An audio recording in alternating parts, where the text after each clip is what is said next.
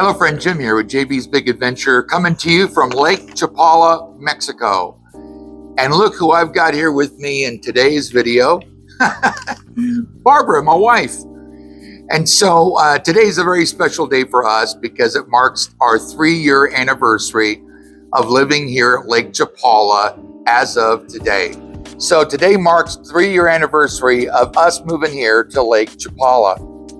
And it was quite an experience, us coming down and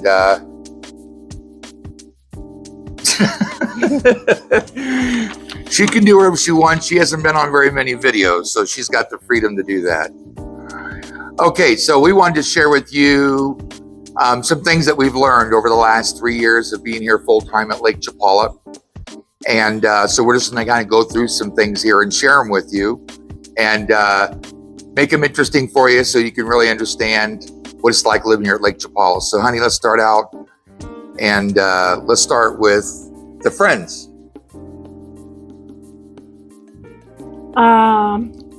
Well, we have more friends here than we did living in Albuquerque, New Mexico.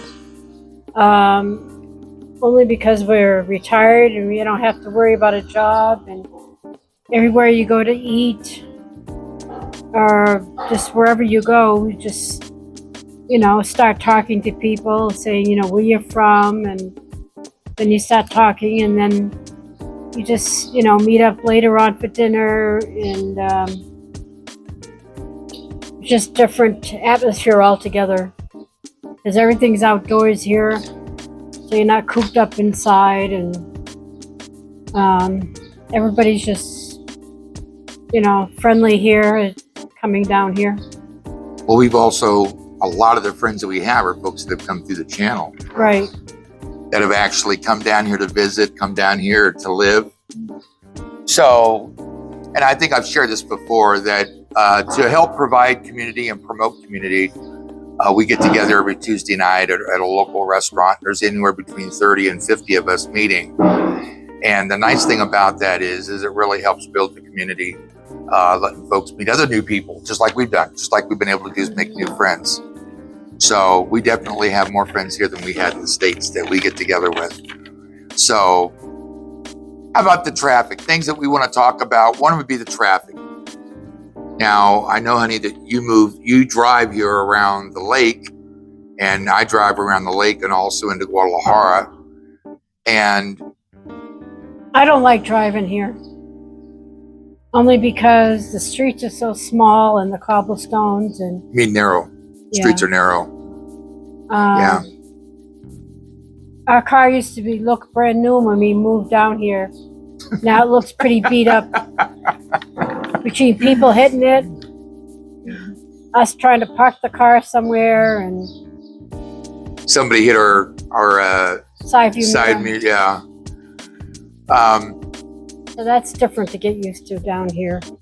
And the traffic. I mean, you hear people complaining about the traffic here, and if you're needing to get somewhere and you're late, that's one thing. But if you're planning ahead, I mean, the traffic really isn't as bad, I think, as what people try to paint it out to be.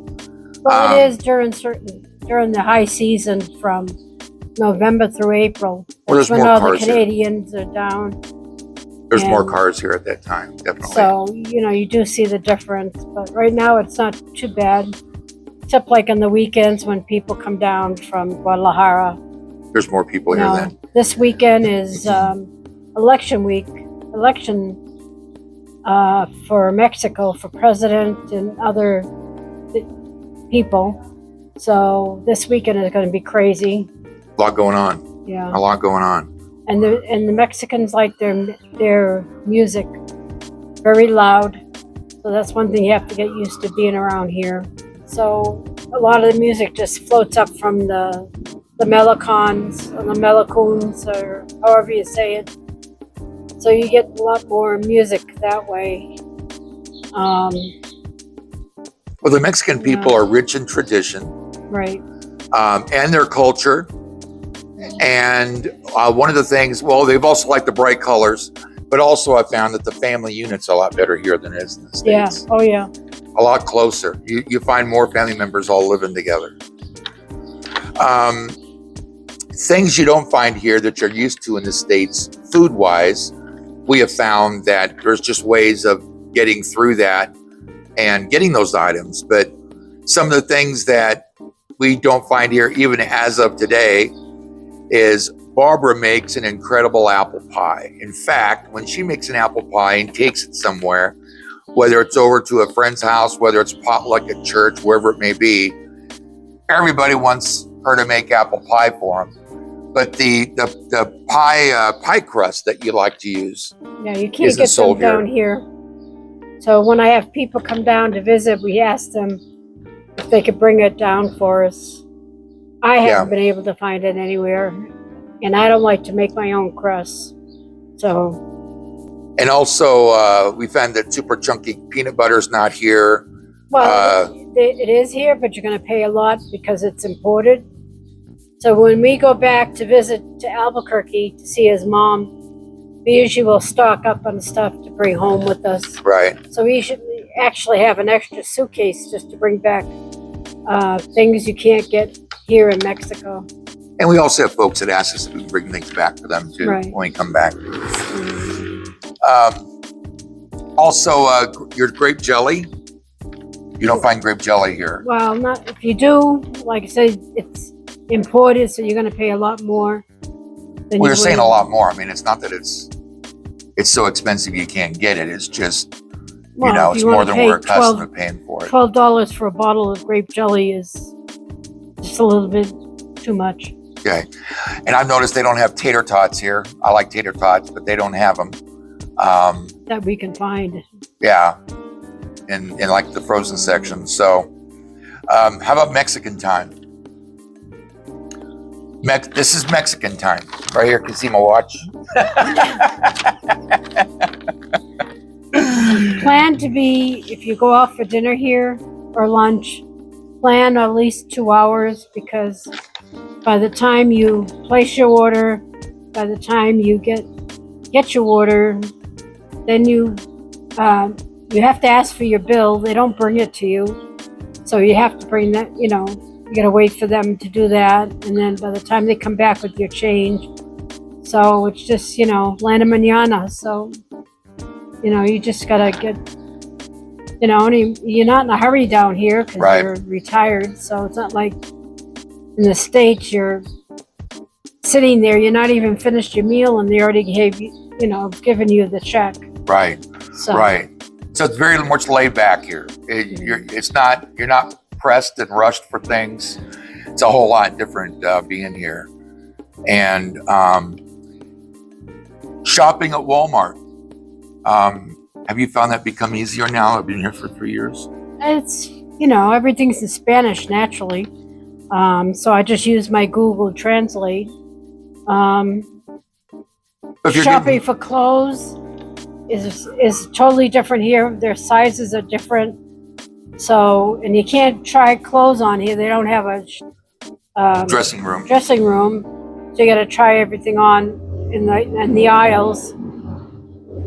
So you're better off you have to take it home, try it, and then bring it back. That's, difference here.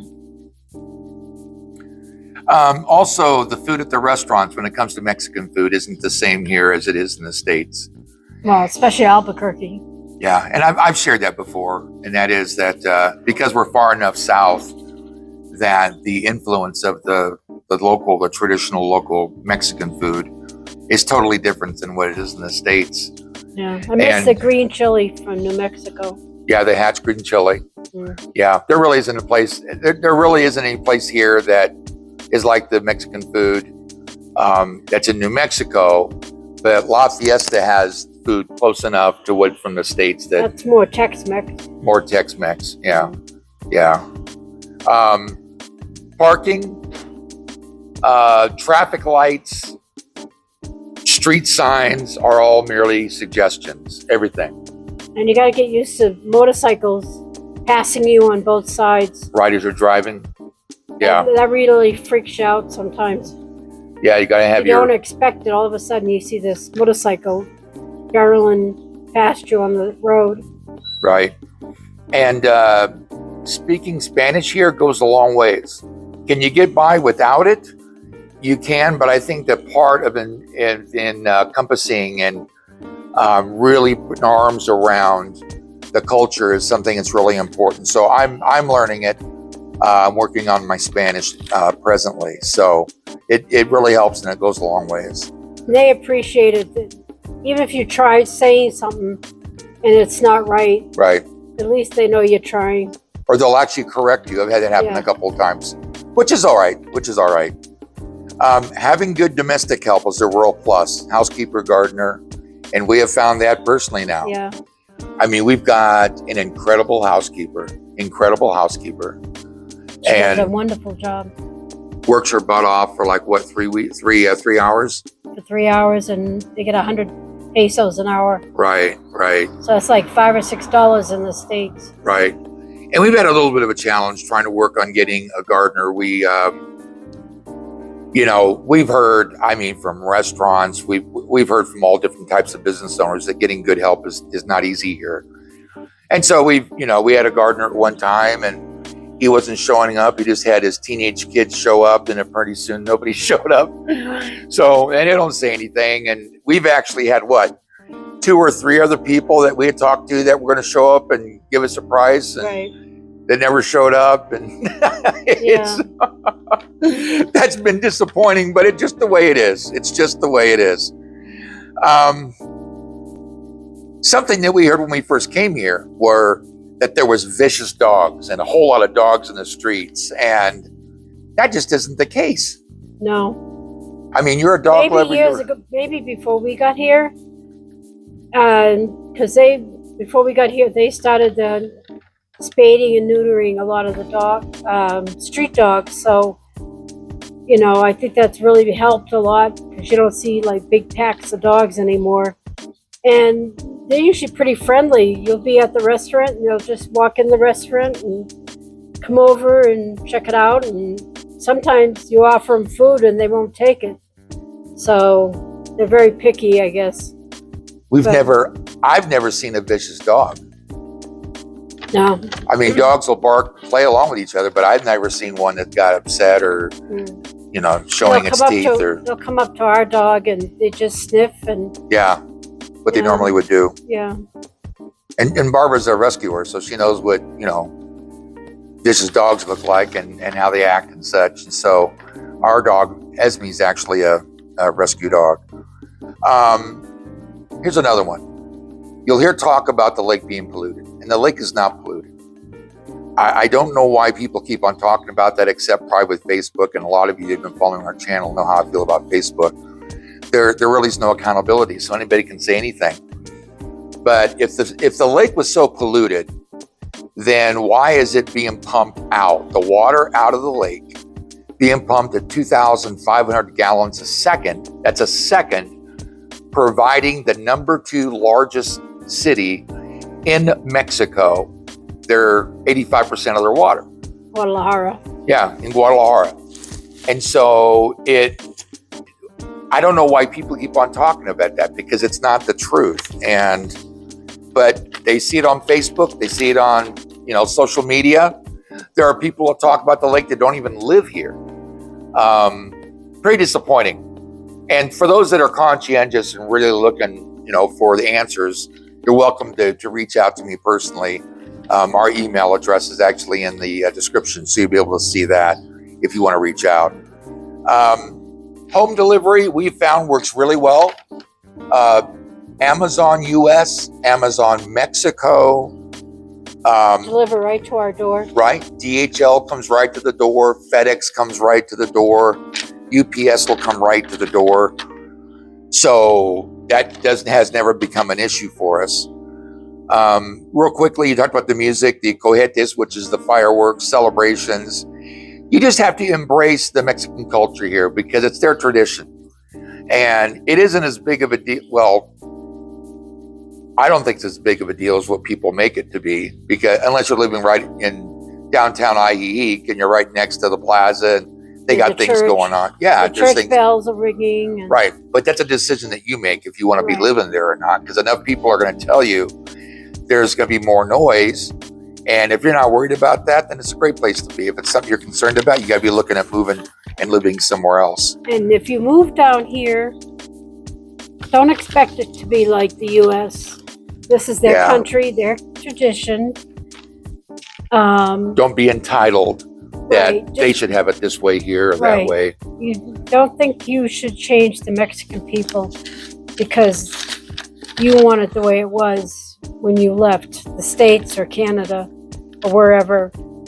If you don't like it here, then go back to where you came from. Right. Because You you're know? leaving the States for whatever reason, Right. and you can't expect that to be here too, because you're leaving it in the first Right. place. This is their country. Right. We're guests here. We are guests. And the last thing is, I really believe that expats could be a lot kinder to the Mexican people. Did you Yeah. say that too? Yeah. A lot of people think they're entitled because they're, from the U.S. and Canada. Yeah, we just have to be really careful about that as expats.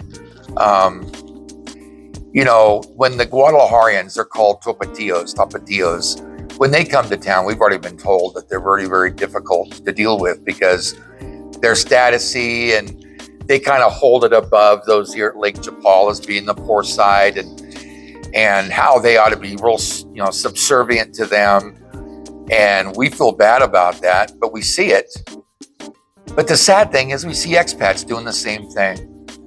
I've seen expats have a meal and leave without even having a tip on the table. And they really need it down here. Yeah. They don't get paid like they do in the States. Right. It's a poor country. I mean, and part of being here is all about helping support the people and the place that we're around. And I really believe that we can make a difference for them because we're guests, and we can take them into real consideration of just realizing that we need to be more grateful. Yeah. More grateful, appreciative that we're here. So we hope this has been helpful for you. 3 years, our third year here. It started out just really, really rocky, but over a period of time, it's become better, and we're glad about that's happened. So anything in closing, honey, that you want to add that? Sorry about the noise. Yeah. Doing construction across the street. Yeah. So is there anything else that you want to No. share in closing with? Well, as always, I just want you to know that, and I realize that you don't see Barbara a lot because of the fact that she says that this YouTube thing is my thing. But if it wasn't for her telling me that very first video that I did, it took me 85 tries, and she says, just do it. It's not going to be perfect. And if it wasn't for that, we wouldn't have this channel because she was encouraging to me. And so, for that, I just... Don't forget to subscribe, thumbs up, and hit the bell. I guess I forgot to say that. Okay, as always, thank you so much for being a part of this channel, supporting this community. We really love and appreciate you and all the friendships that we've made. And for those of you that are coming down that we've not met yet, we look forward to meeting you. So with that, have an awesome day, and we'll see you on the next video.